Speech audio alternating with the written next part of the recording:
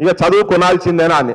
ఎందుకంటే ఇప్పుడు ఈ బడులు బంద్ అయితే మరి ఇప్పటికే ప్రైవేటు స్కూళ్ళు, ప్రైవేటు జూనియర్ కాలేజీలు, ప్రైవేటు ఇంజనీరింగ్ కాలేజీలు, యూనివర్సిటీలు కూడా ప్రైవేట్ అయిపోయినాయి మొత్తం. ఈ ప్రైవేట్లో జనాలకు మొత్తం జేబులు కాలవుతున్నాయి. ఈ ముఖ్యమంత్రి, నేను యాక్చువల్గా కొన్ని వీడియోస్ చూపించేది ఉండే, నేను తర్వాత మాట్లాడదాం అనుకున్నా, 2-3 ముక్కలు అయితే చెప్తా.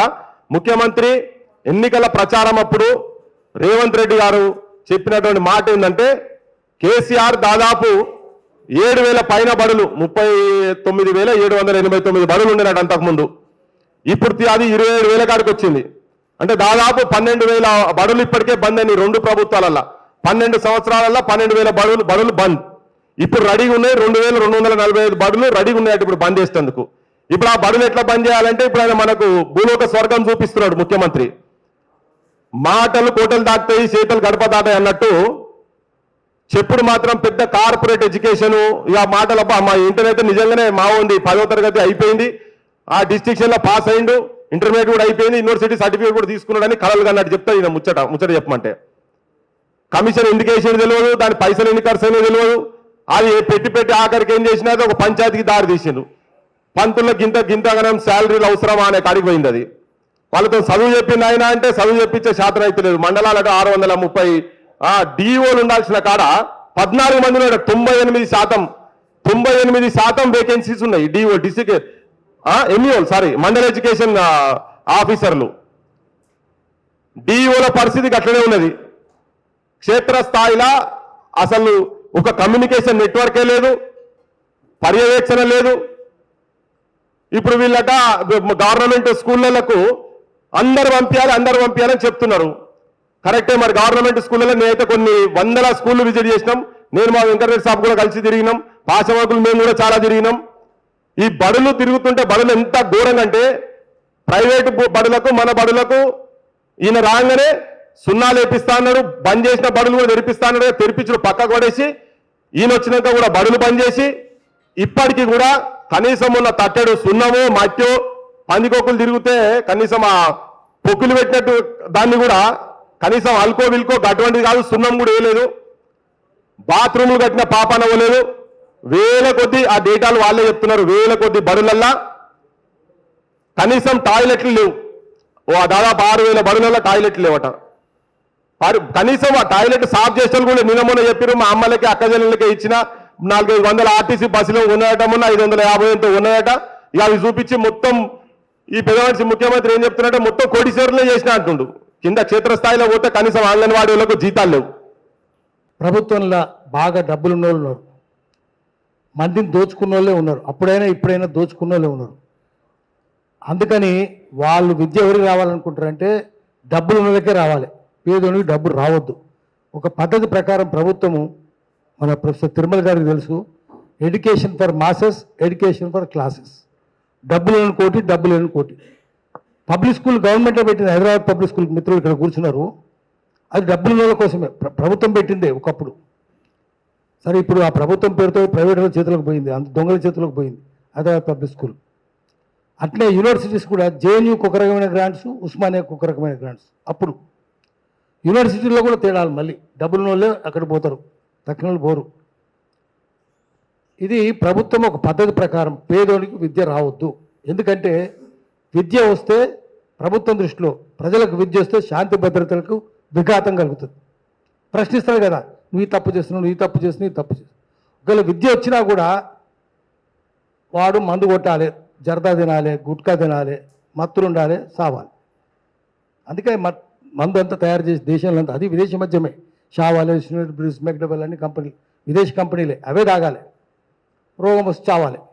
మళ్ళా వాడు రోగం వస్తే ఆసుపత్రులు కూడా వాళ్ళే కదా, రాజకీయ నాయకులే ఆసుపత్రులు, వైన్ షాప్ డీలర్స్ వాళ్ళే, ఆసుపత్రులు వాళ్ళే, స్కూళ్ళు వాళ్ళే. చైనా నారాయణ, ఎంతమంది మిత్రులు చెప్పి చైతన్య నారాయణ, ప్రైవేటే ఉండాలి, గవర్నమెంట్ ఉండొద్దు. ఇప్పుడు మనం చేయాల్సింది జనమందరికీ చెప్పాలి. దొంగలే రాజ్యాన్ని ఉన్నారు కదా, మంచోళ్ళు ఉన్నారు ఎవడన్నా? మంచోని మనం ఏమంటున్నాము, మామూలు చదువుకున్నాడు, మీడియా కూడా వాళ్ళదే. మన మిత్రులు చెప్పినట్టు మొత్తం రాజ్యాంగం 4 అంగాలు, 4 స్తంభాలు అందాం, మొత్తం నెరలు బాసినాయి, ఎప్పుడో కుప్పగూలిపోతాయి.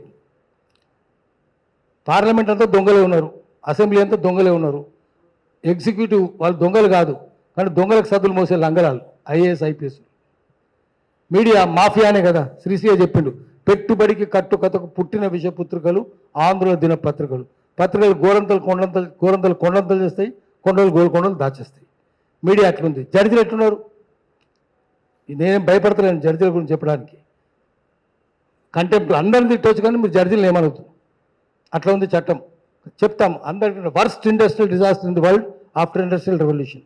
భోపాల్ గ్యాస్ 1984 December 2 అర్ధరాత్రి 65,000 మంది చచ్చిపోయారు. మళ్ళా ఆ తర్వాత ఏమైంది? 1 yearలో 1.5 lakh చచ్చిపోయారు. జడ్జిమెంట్ వచ్చింది, supreme court chief justice of India judgement 97లో వచ్చింది. 13 ఏళ్ళ తర్వాత అట్లా 13 ఏళ్ళే. ఏమని వచ్చింది? It is like car accident. Do we ditch our car for car medicine accident? Culpable homicide, not amount to murder. ఒక్కరోజు ఆ యుఎన్ కార్బోరేట్ అండర్సన్ పోలీస్ స్టేషన్ మెట్లకెళ్ళి, కోర్టు మెట్లకెళ్ళి, జైలు మెట్లకెళ్ళి, ఏ విమానం దిగిండో ఆ విమానం ఎట్లా వెళ్ళిపోయాడు. ఒక్కరోజు పార్లమెంట్లో చర్చ జరగలే.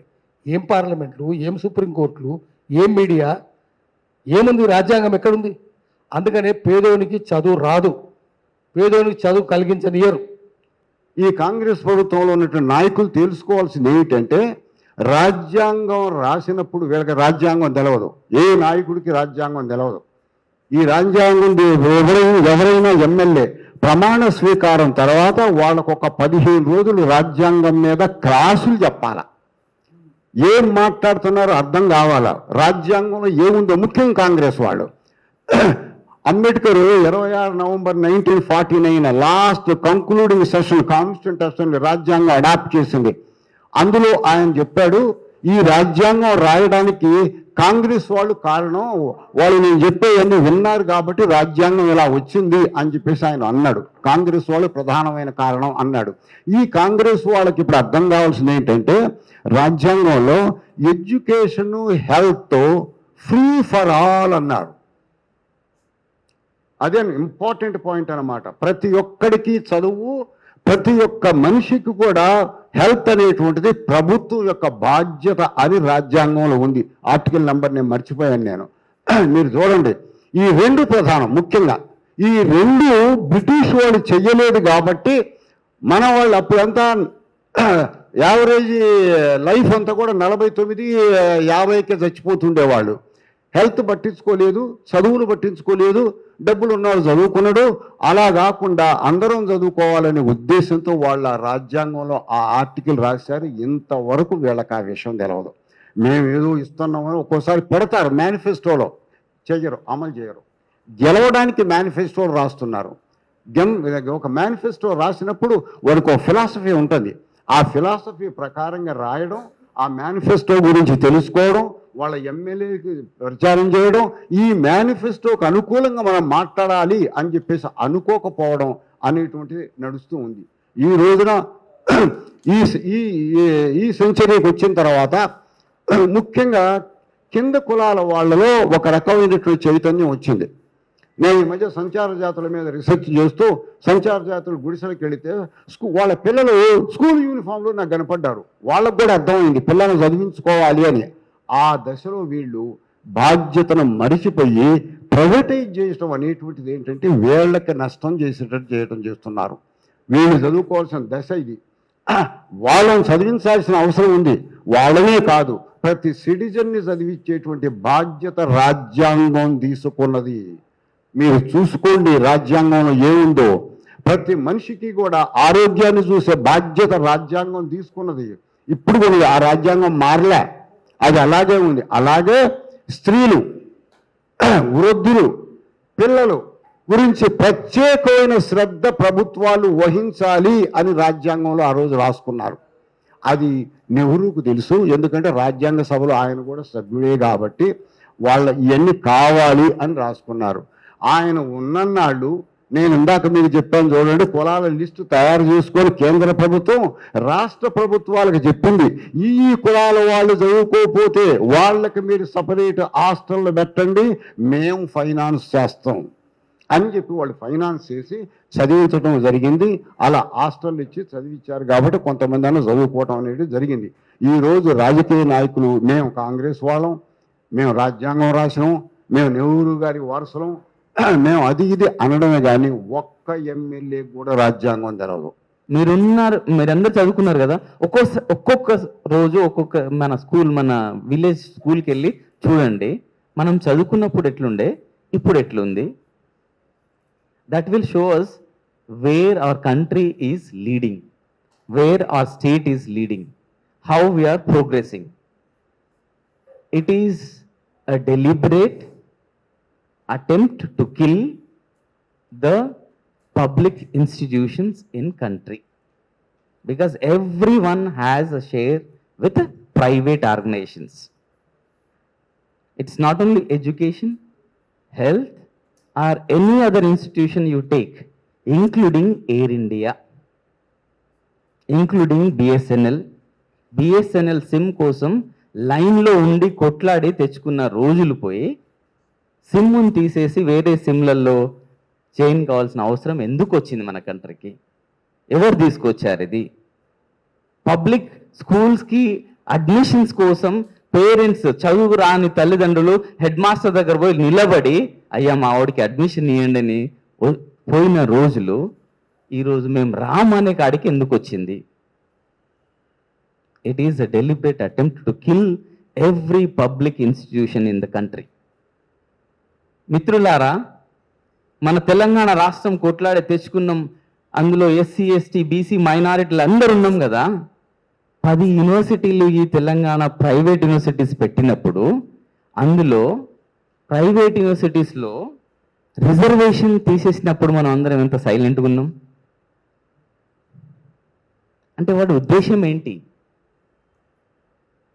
అంటే తెలంగాణ ప్రైవేట్ యూనివర్సిటీస్లో పైసలు ఉన్నోళ్ళే చదువుకోవాలా, పబ్లిక్ యూనివర్సిటీస్ని చంపేయాల. ఉస్మానియా యూనివర్సిటీలో రిటైర్ అవుతున్నారు. ఎట్లా రిటైర్ అవుతున్నారు అంటే, పార్ట్ టైం టీచింగ్ చేసుకుంటూ అట్లా పాపం 65కి వచ్చి రిటైర్ అయిపోతున్నారు. వాళ్ళకి రెగ్యులర్ ఎంప్లాయ్మెంట్ లేదు.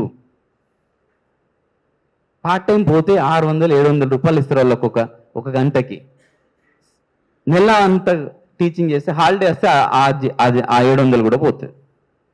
then how do we expect that the teacher will concentrate and teach well in that university?